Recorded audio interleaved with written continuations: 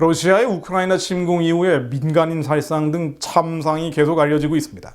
그런데 전에도 잠깐 언급한 것처럼 미국, 한국 등 이 자유로운 나라 일각에서도 러시아 침공의 정당성을 옹호하는 목소리가 있습니다. 푸틴의 학살을 감싼다는 것은 정말 받아들이기 어려운 일인데요. 그런데 들어보면 굉장히 논리적인 측면이 있는 주장들입니다. 말씀드린 것처럼 국내 NL 주사파 계열은 이런 주장을 앞장서서 하고 있고요.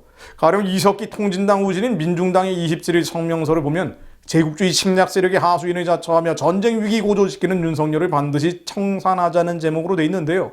그 청산의 근거, 명분, 이유가 미국을 비롯한 제국주의 연합 세력의 대북, 대중, 대러시아 적대시 책동과 군사적 도발이 갈수록 심해지고 있는데 위험천만한 군사적 위기 고조 정세 속에서 미 제국주의 침략 무리를 대표하는 펜스를 만난 윤석열, 이런 친미 사대주의자 모습을 용서할 수 없다는 겁니다.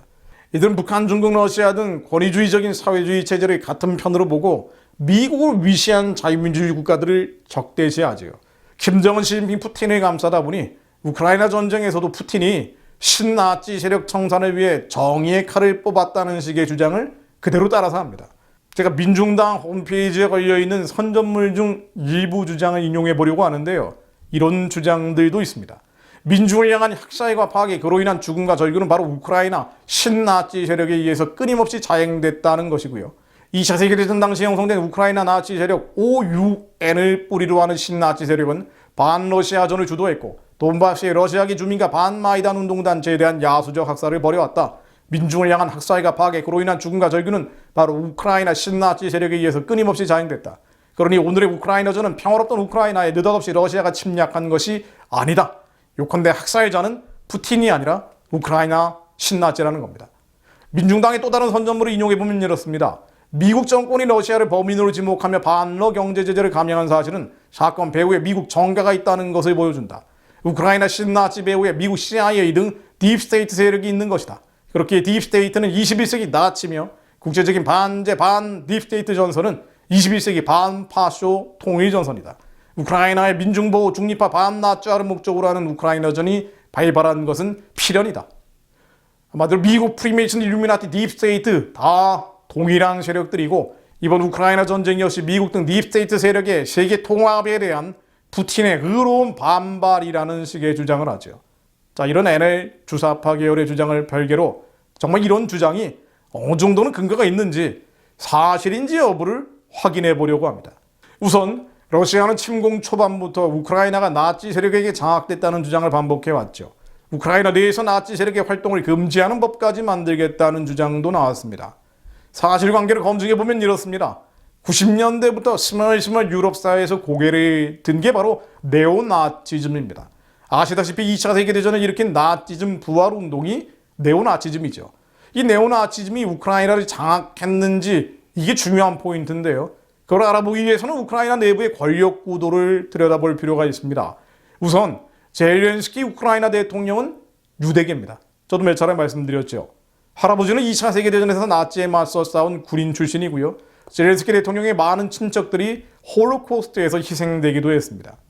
젤렌스키 대통령은 2019년 5월 취임 직전에 할아버지 무덤을 찾아서 헌화하기도 했죠. 자신의 SNS에 나치즘을 비인간적 이데올로기로 지칭하면서 나치즘에 맞서 승리한 사람들에게 감사한다고 썼습니다. 그런데 이 젤렌스키가 당시 대선 결선 투표에서 73.22% 지지율로 승리했습니다. 만약 우크라이나가 나치즘 색채가 강한 나라였다면 유대인 대통령을 선택하지는 않았을 것이다. 이게 논리적인 추론입니다. 2019년 7월 최근 총선 결과를 보면 더욱 분명해지는데요. 최근 유럽 사회는 극우 포퓰리스트들이 위세를 떨치고 있는 게 맞습니다. 중동에서 무슬림들이 몰려오고 이들이 많은 사회적 문제를 일으키고 있다는 경계심이 커지고 있다는 게 근거죠. 자, 그렇다면 우크라이나에도 이런 극우 정당이 있는가? 예, 있습니다. 스보보다라는 세력이 있습니다. 1991년 사회국민당이라는 이름으로 결성돼서 지금까지 이어지고 있는 것이 사실입니다. 그런데 스보보다는 최근 총선에서 2.5%의 득표율에 그쳤고요. 비례대표조에서 단 한 석도 챙기지 못했습니다. 지역구에서는 서부 지역인 이바노 프랑키비츠 딱 한 곳에서 당선되는 데 그쳤습니다. 우크라이나 총 의석이 450석인데 그중에 단 한 석인 거죠. 결론적으로 우크라이나는 다른 유럽 국가들에 비해 노골적인 나치 계열 정당 세력이 약하고요. 극우적인 색채도 희미해지고 있다라고 평가받고 있습니다. 스톡홀름 동유럽 연구센터의 분석가 암드레아스 윰란트는 독일의 소리라는 잡지와의 인터뷰에서 나치즘과 우크라이나의 비교는 잘못된 것이라고 단정을 짓습니다. 또 윰란트는 우크라이나의 극우 단체가 있지만 많은 유럽 국가에 비해 상대적으로 약하다라고 평가를 합니다.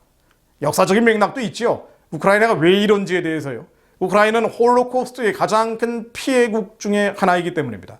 1942년과 44년 사이에 당시 소련에 살고 있던 100만 명 이상의 유대인들이 나치 독일에 희생됐는데 희생자 대부분이 지금의 우크라이나 지역에서 살해됐습니다. 당시 소련계 유대인들은 유대인 정착촌에 머무는 경우가 많았죠. 나치 독일은 유대인을 곤란할 필요 없이 마을 전체를 학살했습니다. 우크라이나는 이스라엘만큼이나 나치즘에 대해서 깊은 한이 서려 있는 곳입니다. 그러다 보니 나치에 대한 깊은 반감을 정치적으로 악용하는 경우가 있죠. 마치 한국에서 반일 감정 악용하듯이 말입니다. 바로 러시아가 그처럼 과장하고 있는 것은 부인할 수 없는 사실입니다. 자, 그런데 러시아의 주장도 조금은 근거를 들여다볼 필요가 있습니다. 왜 이런 주장을 반복하고 있는 것일까? 물론 정치적인 배경이 있습니다만 뭔가 근거가 있는 게 아닐까? 들여다보면요. 아조프 연대라는 곳을 꼽을 수가 있습니다. 아조프 민병대라고 알려진 이들 세력은 2014년 우크라이나 돈바스 전쟁 당시에 결성이 됐습니다. 돈바스 전쟁은 우크라이나의 돈바스 지역에서 벌어졌던 우크라이나 정부군과 분리주의 반정부군과의 전쟁입니다. 겉보기엔 내전이지만 분리주의자들은 우크라이나 친러 세력들이고요. 그 뒤에는 러시아가 있었죠. 돈바스 전쟁의 연장선에 이번 전쟁이 있다고 볼 수도 있습니다. 당시 아조프 연대는 친러 세력에 맞서서 의병 활동을 했는데 그들의 사상이 문제가 됐었죠. 백인 후월주의 색채가 강한 것으로 알려졌고요. 실제 아조프 연대의 부대 마크도 나치의 하겐크로이츠하고 비슷합니다. 돈바스 전쟁 과정에서 친러시아계 주민을 잔혹하게 학살했다는 의혹도 받고 있습니다. 당시 기사들을 보면 나치 민병대라는 표현을 자주 발견할 수 있습니다. 국제적으로 비난이 컸는데 2015년 6월 미국 의회는 아조프 연대에 대한 지원을 끊는 결의안을 통과시키기도 했습니다. 미국에 워낙 유대인들이 많기 때문에 이런 조치가 이루어진 것이죠. 이후에 아조프 연대는 우크라이나의 정규군으로 편입이 됐습니다. 이듬해 미국도 결의안을 해제하고 지원을 이어가기로 결정하죠. 자, 이 부분에서는 굉장히 평가가 엇갈리는데요.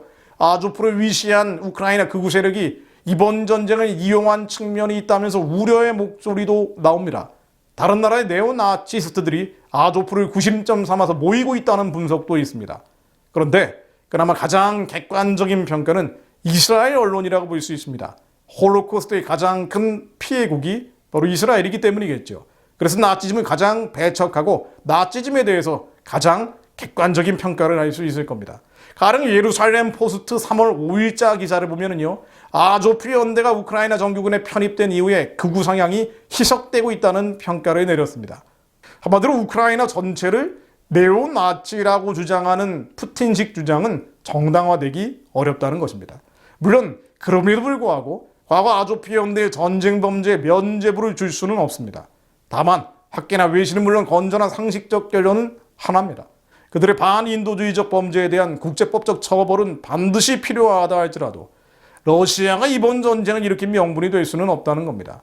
백석대 석좌교수인 이상규 박사는 로마 철학자 키케로의 정당한 전쟁, 정전론의 관점에서 러시아 침공을 분석하셨던데요. 결론은 어떠한 경우에도 정당화될 수 없는 범죄 행위라는 것입니다. 저도 동의하는 주장입니다. 한국 선교 KMQ에서는 Pray for Ukraine, 우크라이나 선교사들의 요청에 의한 기도 제목들을 제작했던데요. 제가 몇 가지 인용해 보려고 합니다. 첫 번째, 조속한 러시아의 퇴각과 전쟁의 종식, 무고한 민간인 희생이 중단되는 것입니다. 두 번째, 우크라이나 정치 지도자들에게 지혜와 용기를 주시어 어려운 상황을 추습할 수 있도록 해달라는 것입니다. 세 번째, 전쟁으로 고통받고 상처받는 우크라이나 국민의 마음을 하나님의 사랑으로 치료해달라는 것이고요. 지하철 방공호와 교회 지하실에 대피해 있는 모든 우크라이나인들이 안전하게 지켜질 수 있도록 기도해달라는 것입니다. 네 번째, 삶의 기반을 두고 급히 주변 나라로 떠난 우크라이나 난민들의 지친 몸과 마음을 위로해 주시고 특별히 어린아이들의 전쟁의 공포에서 지켜달라는 것입니다. 다섯 번째, 우크라이나 안의 모든 교회와 가정들의 안전을 지켜주시고 교회 지도자들에게 담대함을 주시고 성도들이 믿음으로 전쟁의 두려움을 이겨내게 해달라는 것입니다. 여섯 번째, 선교사들이 다시 우크라이나 땅을 밟을 수 있도록 피난 중에도 우크라이나 사람들을 위해 헌신하는 선교사들의 현재 사역과 앞으로 감당해야 할 사역에 대한 비전과 협력이 잘 연결되게 해달라는 것입니다. 일곱 번째, 전쟁 후에 반드시 이루어져야 되는 재건을 통한 일상의 회복과 우크라이나 교회의 부흥을 허락해 달라는 것입니다. 이 많은 기도 제목들입니다만 사실 요약하자면 이렇습니다. 상한 갈대를 꺾지 아니하며 꺼져가는 심지를 끄지 아니하기를 심판하여 이길 때까지 하리니라는 말씀처럼 하나님은 상한 갈대를 꺾지 않으시고 꺼져가는 심지를 끄지 않는 분이십니다. 하나님의 마음은 약한 자, 눌린 자, 가난한 자, 죽어가는 자를 불쌍히 여기는 것입니다. 하나님의 뜻이 하늘에서처럼 이 땅 가운데, 우크라이나 땅에, 또 북한 땅에, 한반도 전역에 예수님 다시 오시는 날까지 심판하여 이기시는 그 날까지 이루어질 수 있도록 저희는 기도합니다. 하나님, 전쟁으로 죽어가는 자들을 불쌍히 여겨주시고 속히 전쟁이 중단되게 하시며 모든 학자이가 사륙이 예수 그리스도 이름으로 중단되며 시련과 환난과 고난 가운데 하나님의 아는 자들이 일어나게 하시고 아이야 운동이 지속적으로 하나님 말씀과 약속대로 성취되게 하시며 예수님 오실 길이 예비되는 놀라운 전환점이 마련될 수 있도록 하나님 우크라이나에서도 역사하여 주옵소서. 그것을 위해 한국의 교회가 기도하게 하옵소서. 모든 미혹과 과장을 떠나 오직 하나님 아버지께서 원하시는 그 마음 가운데 들어가 주님의 착한 일 감당할 수 있게 하옵소서. 예수 그리스도 이름으로 기도드립니다. 아멘.